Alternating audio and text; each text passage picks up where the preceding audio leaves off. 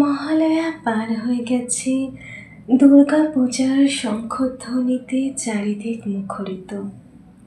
সবার মনে সাজো সাজো রং, সবার মনে প্রেমের দোলায় দোদুল্যমান হৃদয়। সবাই নতুনভাবে নতুন করে নিজেদের পুরনো আমিটাকে ঘষে মেজে আবার সাজিয়ে তুলতে ব্যস্ত। নতুন মানুষটার জন্য, নাকি পুরনো মানুষটার কাছে নতুন রূপে ধরা দেবার জন্য? কারণ যেটাই হোক, পুরনোর মাঝখানে নতুন রূপে ফেরার নামই তো জীবন, তাই না? আমরা প্রত্যেক দিন নতুনভাবে জাগি, নতুন একটা দিন শুরু করি। তাহলে কেন আগের দিনের কষ্ট, খারাপ লাগা, মন খারাপ সব কিছুকে ক্যারি ফরওয়ার্ড করো না। সব কিছু ভুলে যাও, যতটা ভোলা সম্ভব। হ্যাঁ, যদি কেউ তোমায় কষ্ট দেয় সেটা ভুলো না, তার থেকে দূরে যাও। সে মানুষটি তোমার জন্য ঠিক নয়। আশেপাশে একটু খুঁজে দেখো, তোমার জন্য তোমার যে সঙ্গীকে পাঠানো হয়েছে সে কিন্তু আশেপাশেই ঘাপটি মেরে বসে আছে। মিলন তোমাদের হবে, শুধু সঠিক মানুষটাকে খুঁজে নিতে হবে, তাই তো? রাতভরি নতুন ভিডিওতে রাত্রি জানাই সবাইকে স্বাগত। যারা যারা নতুন আছো, যারা আজকে প্রথমবার রাত্রের কণ্ঠ শুনছো, অতি অবশ্যই তারা চ্যানেলটা সাবস্ক্রাইব করে বেল আইকন প্রেস করে দাও। কারণ রাত্রি এতটাও বিখ্যাত নয় যে কোনো একটা গল্পের নাম ধরে সার্চ করলে বা রাত্রির নাম ধরে সার্চ করলে খুঁজে পেয়ে যাবে। তো যাই হোক, এই পৃথিবী আমাদের ভোগের জায়গা। এই পৃথিবীতে আমরা ভোগ করতে এসেছি। আমরা শোক ভোগ করব, দুঃখ ভোগ করব, প্রেম ভোগ করব, বিরহ ভোগ করব, সব কিছুই ভোগ করতে হবে, তাই না? সুখ দুঃখ তো ঈশ্বরের দান, কিন্তু প্রেম, এটা তো আমরা নিজেদের মতন করে খুঁজে নিতেই পারি। খুঁজে নাও সঠিক মানুষটাকে, ঠিক যেমন করে শকুন্তলা খুঁজে নিয়েছিল তার দুষ্মন্তকে। আজকে আমরা শুনব অভিজ্ঞান শকুন্তলমের ৬ষ্ঠ পর্ব। পঞ্চম পর্বের শেষে আমরা দেখেছি রাজা দুষ্মন্ত শকুন্তলার অধর চুম্বন করবার প্রয়াস করছিলেন। ঠিক সেই সময় আচমকা মাতা গৌতমী সেখানে চলে আসেন। তার ফলে শকুন্তলাকে চলে যেতে হয়। তারপর কি হলো? প্রিয়ংবদা ও অনুসূয়া কাক ডাকা সকালে পুষ্পচয়ন করতে কুটির থেকে বেরিয়ে বনের পথে হাঁটছেন। অদূরবর্তী শ্বেতকরবী গাছের দিকে যেতে যেতে অনুসূয়া বললেন, সখী, যদিও গন্ধর্বমতে বিবাহ বন্ধনে আবদ্ধ হয়ে শকুন্তলা পতিলাভে তৃপ্ত হয়েছে, একটা চিন্তা কিন্তু রয়েই গেল। যজ্ঞ শেষে ঋষিরা বিদায় নিলে রাজর্ষি নিজের প্রাসাদে ফিরে যাবেন। অন্তঃপুরচারিণীদের কাছে এখানকার ঘটনার কথা মনে করে বলবেন তো? কে জানে। অনুসূয়া উত্তর করল, আমার মনে হয় তুই ভুল করছিস প্রিয়ংবদা। যে পুরুষ এমন সুদর্শন তিনি কখনোই গুণহীন হতে পারেন না। তবে পিতা কর্ণ ফিরে এসে বৃত্তান্তটা শুনে কোন দিকে মোড় নেবে সেটা একটা ভাবনার বিষয় বটে। পুষ্পচয়ন হয়ে গেলে সখী দুজন আশ্রমের দিকে পা বাড়ালেন। এমন সময় কার যেন রোষদীপ্ত কণ্ঠস্বর তাদের কানে এলো। কে আছো? অতিথি এসেছি, আমি এসেছি। প্রিয়ঙ্বদা বললেন, এত ভোরে আবার অতিথি এলেন কে? পর মুহূর্তেই বললেন, শকুন্তলা তো কুটিরেই আছে, অতিথির অনাদার হবে না।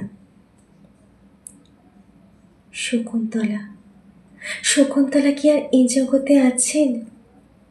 দূরবাসী পতিদেবতার চিন্তায় তিনি বিভোর। অতিথির কণ্ঠস্বর তার কানে পৌঁছবে কেন? বাস্তবিক কি অতিথির আগমন বার্তা তিনি জানতেই পারলেন না। অবহেলিত অতিথি ক্রোধান্বিত হয়ে সাপ বাক্য উচ্চারণ করলেন। কি এমন অবহেলা? অতিথি অবহেলা করলে? অন্যমনস্ক ভাবে যার কথা ভাবতে ভাবতে আমার উপস্থিতি যে বুঝতে পারল না, বারবার স্মরণ করিয়ে দিলেও তাকে সে স্মরণ করতে পারবে না। পাগল যেমন পূর্বের কথা স্মরণ করতে পারে না, ঠিক তেমনি হবে তার আচরণ। সাপ বাক্যটি কানে যেতেই প্রিয়ঙ্বদা চমকে উঠলেন। এ কি হলো অনুসুয়া? শকুন্তলা হয়তো অন্যমনস্কতার জন্য কোনো পূজাস্পদের কাছে অপরাধ করে তিরস্কারের পাত্রী হয়েছে। প্রিয়ঙ্বদা ও অনুসুয়া দ্রুত পায়ে আশ্রমে ফিরে গেলেন। কুটির প্রাঙ্গণে পা দিয়ে তারা দেখলেন রোষদীপ্ত নয়নে দুর্বাসা মুনি সামনে দাঁড়িয়ে। সর্বনাশের আশঙ্কায় উভয় ছুটে গিয়ে মুনিবারের পায়ে লুটিয়ে পড়লেন। কান্নাপ্লুত কণ্ঠে তারা মিনতি রাখলেন, প্রভু মনে করুন শকুন্তলা আপনার মেয়ে। সে যদি আপনার তপস্যার প্রভাব জানত তবে অবশ্যই এরকম আচরণ করত না। তাই আমাদের অনুরোধ, এটা তার প্রথম এবং একমাত্র অপরাধ জ্ঞানে মার্জনা করে দিন। মনিবর দুর্বাসার ক্রোধ কিছুটা প্রশমিত হল। তিনি বুঝলেন শকুন্তলাকে লঘু পাপে গুরুদণ্ড দান করা হয়ে গেছে, কিন্তু তিনি তো অনন্যোপায়। উচ্চারিত সাপ বাক্য ফিরিয়ে নেওয়া তো তার পক্ষে সাধ্যাতীত। শকুন্তলার প্রতি করুণা প্রদর্শন করতে গিয়ে তিনি প্রিয়ঙ্বদাকে বললেন, দেখো আমার কথা তো ফলবেই, তবে অভিজ্ঞান হিসেবে কোনো অলঙ্কার দেখালে আমার প্রদত্ত সাপ কেটে যাবে। এ কথা বলতে বলতে ঋষিবর অন্তর্হিত হলেন। প্রিয়ঙ্বদা এবং অনুসুয়া দুর্বাসা মুনির কথায় আশ্বস্ত হলেন। উভয় পরামর্শ করে স্থির করলেন রাজর্ষির কাছ থেকে তার নাম চিহ্নিত আংটিটি স্মৃতিচিহ্ন স্বরূপ চেয়ে নিয়ে শকুন্তলার আঙুলে পরিয়ে দিতে হবে। মনিবারের সাপ মোচনের উপায় শকুন্তলার সঙ্গে সঙ্গেই রাখতে হবে। কথা বলতে বলতে সখীদ্বয় কুটিরে শকুন্তলার কাছে গেলেন। শকুন্তলাকে পতির চিন্তায় মগ্ন দেখে সখীদ্বয় তাকে অহেতুক বিরক্ত না করে কুটির ছেড়ে বেরিয়ে এলেন। প্রাঙ্গণের প্রান্তে ঝাঁকড়া গাছটির তলায় দাঁড়িয়ে অনুসুয়া অনুযোগের সুরে বললেন, আমরা সংসার বিমুখ, বুঝতে ভুলও হতে পারে, তবু বলবই। রাজর্ষি দুষ্মন্ত প্রিয় সখী শকুন্তলার ওপর ঘোর অন্যায় করে চলেছেন। জানি না মদন দেবের কি ইচ্ছা। যার কথার দাম নেই এমন একজন মানুষের হাতে তিনি আমাদের সরল প্রাণা সখীকে সঁপে দিলেন। নতুবা ক্রোধনমত্ত দুর্বাসার সাপই হয়তো যত অনর্থ ঘটাচ্ছে। তা নইলে এত করে বলে দেবার পরেও রাজধানীতে ফিরে গিয়ে একটা পত্রও দিলেন না। আচ্ছা, এক কাজ করলে কেমন হয় সখী? ঋষিদের কাউকে যদি রাজার কাছে পাঠানো যায়। প্রিয়ম্বদা বললেন, ভালো কথা বলেছিস, তাই করা যাক।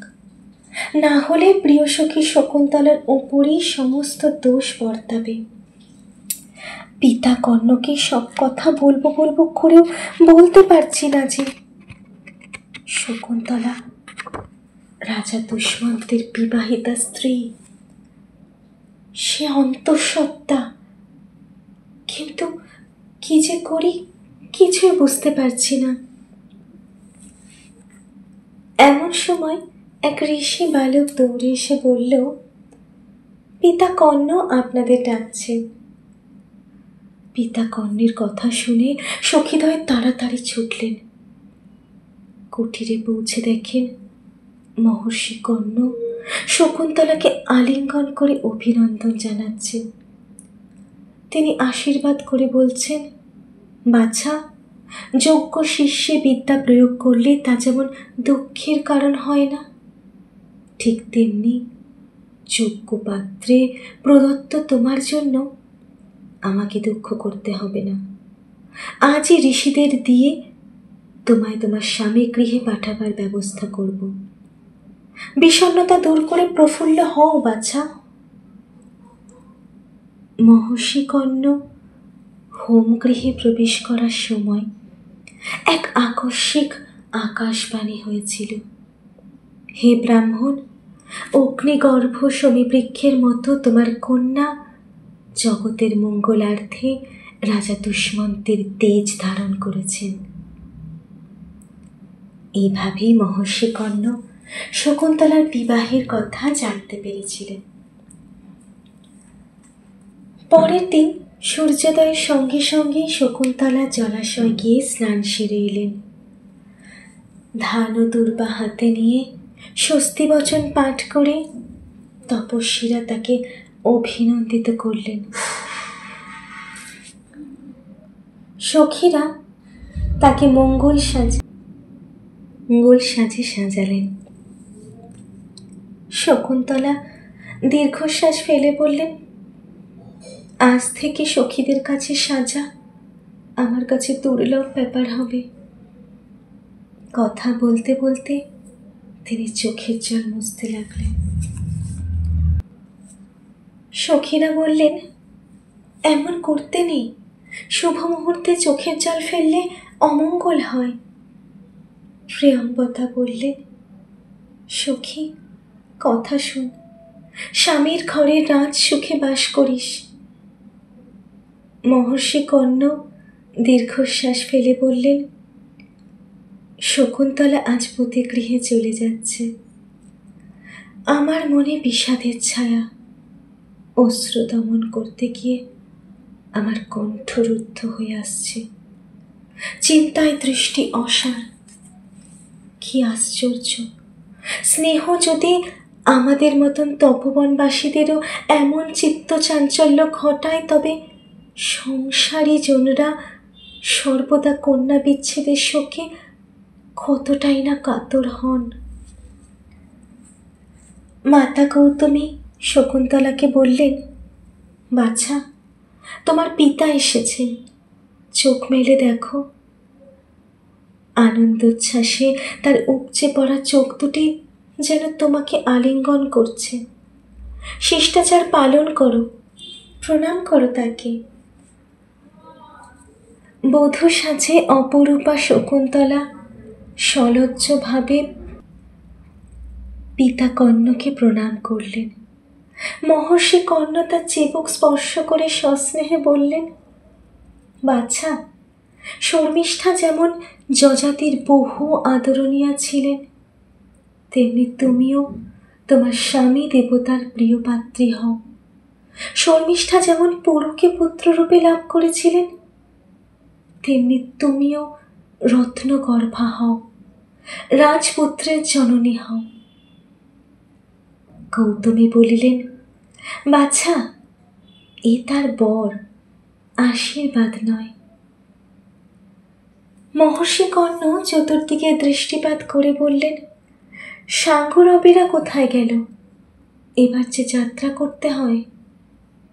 শিষ্যরা এগিয়ে এসে বললেন, এই যে প্রভু, আমরা এখানেই রয়েছি। মহর্ষি বললেন, তোমাদের এই ভগ্নীকে পথ দেখিয়ে নিয়ে যাও। রাতপরীর বন্ধুরা শকুন্তলা তো চলল পতিগৃহে। প্রিয় সন্দর্শনা, প্রিয় মিলন আকাঙ্ক্ষায় শকুন্তলার দেহ মন অবশ। আহা, সত্যি তো, কতদিন বাদে তার মনের মানুষটার সঙ্গে মিলন হবে। তার মিলন হবে তো? সেটা জানার জন্য শুনতে হবে অভিজ্ঞান শকুন্তলমের 7ম পর্ব। যারা নতুন বন্ধু আছেন তারা অবশ্যই চ্যানেলটাকে সাবস্ক্রাইব করে নাও আর বেল আইকন প্রেস করে নোটিফিকেশনটা অন করে দাও। না হলে শকুন্তলা আর দুষ্মন্তের মিলনের কাহিনী জানতে পারবে না। আর মাঝখানে একটা দিন অপেক্ষা করো একটু। ঠিক একদিন পর আবার রাত্রি 10টায় আমি রাতপরী চ্যানেলে তোমাদের কাছে অভিজ্ঞান শকুন্তলমের 7ম পর্ব নিয়ে আসব। শকুন্তলা পতিগৃহে যাত্রা করল, তবে এখনো অনেক কিছুই বাকি। দেখা যাক না, ঋষি দুর্বাসার অভিশাপ ফলে যায় নাকি কোনোভাবে অনুসূয়া প্রিয়ঙ্বদার চেষ্টায় সেই অভিশাপকে পার করে দুটো প্রাণ এক আত্মায় পরিণত হতে পারে। অপেক্ষা করব আমরা সবাই, অপেক্ষা করো তোমরা। সঙ্গে থেকো রাতপরীর, এইভাবেই রাতপরীকে ভালোবাসতে থেকো। আর জানো তো, মনে আছে তো দুর্গাপুজো স্পেশাল অফারের কথা? একটা সারপ্রাইজ আছে। যারা যারা থাকবে না তারা কিন্তু পাবে না। সারপ্রাইজটা কি? ক্রমশ প্রকাশ্য। চলো আবার গল্প করতে চলে আসবো ঠিক রাত 10টায়।